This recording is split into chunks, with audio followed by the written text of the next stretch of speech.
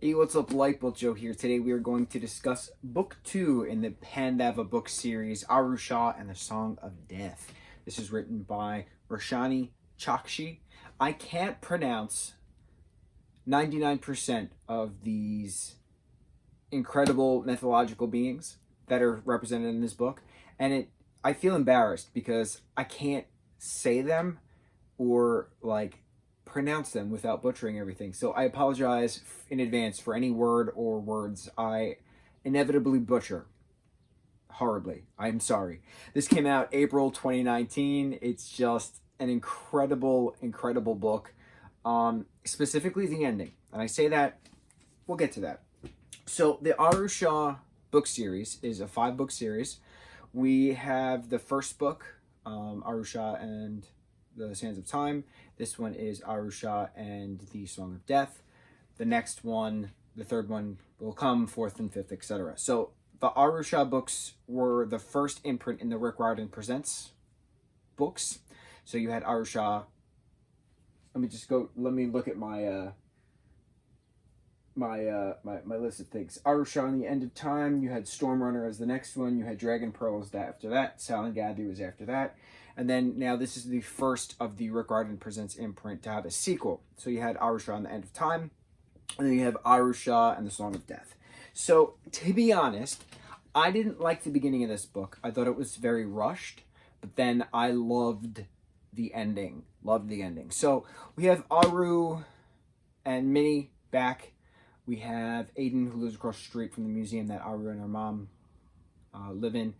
And then we're introduced to this new character called Bryn, who is best friends with Aiden. So Aiden is not a Pandava by soul. He is a Pandava by marriage, which we learn at the very end. Because the Pandava brothers are these demigod brothers of legendary Hindu tale that had one wife. They had a bunch of wives, but they all shared one wife, and the soul of that wife is actually in Aiden now, which I find funny.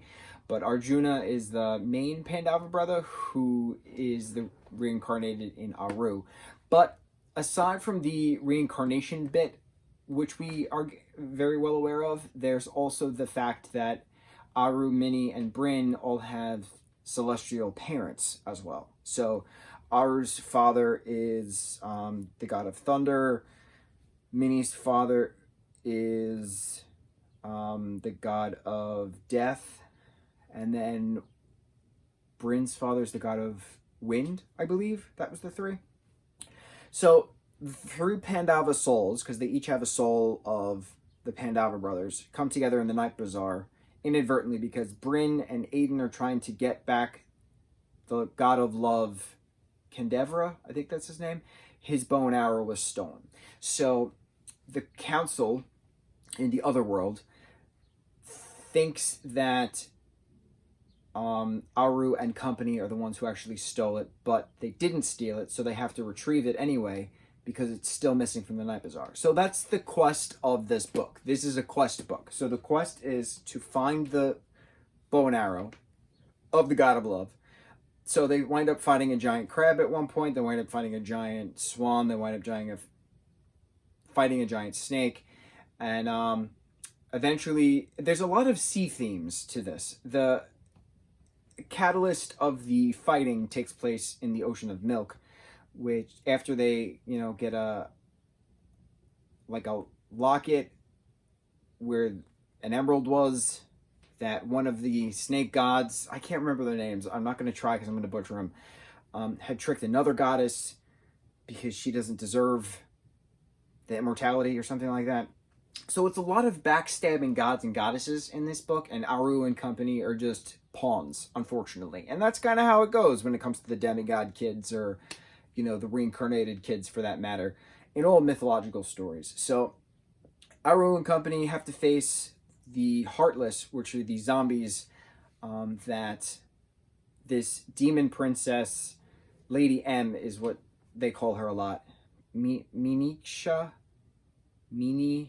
I always think of Mr. Meeseeks from Rick and Morty, but it's not Mr. Meeseeks. It's Miniksha, I think. They call her Lady M. So Lady M is this demon princess who controls the Heartless because she's the one who stole the bow and arrow.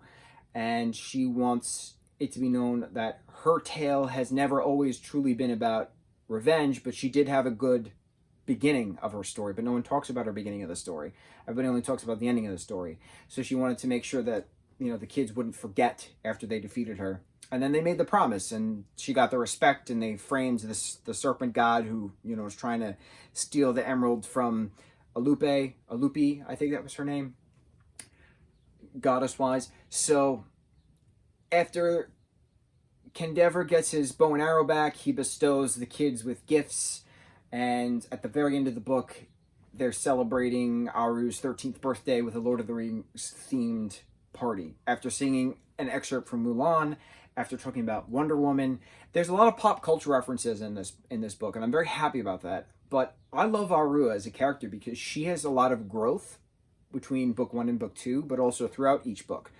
She's sassy, she's smart, she's fearless, she's extremely strong, but she's also vulnerable, and she talks about these things, and it's very nice seeing that. It's nice seeing both sides of the story, and that's the principle of this. The Song of Death comes from Lady M when they finally, pierce her with the arrow. Like, it's all about fighting the giant crab. There we go.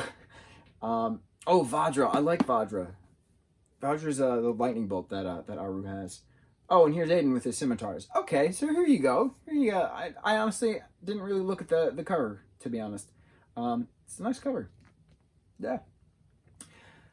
The purpose of this was to make sure you tell a story, a full story, because in most of the times at the end of a story, at the end of a movie, you don't get the full end result. So this had an epilogue of her birthday, of her 13th birthday, taking place on February 15th. And I thought that was great because you don't really get an epilogue with a lot of stuff. So I'm very excited for the third book. I have my other list of Rick Riordan Presents books to go through. Next up is the second book in the Stormrunner series called The Firekeeper, so I'm excited about that. And we shall see. Did you guys read book 2 in the Pandava series by Roshani Chakshi? Aru Shah and the Song of Death. Do you love it as much as I do? It's such a fun book. And it takes place a lot in water. I loved it. Let's all get some kind of milk, whether it's plant-based. I'm going to advocate plant-based milk because of the ocean of milk in the book. Good times. Mucho mahalo.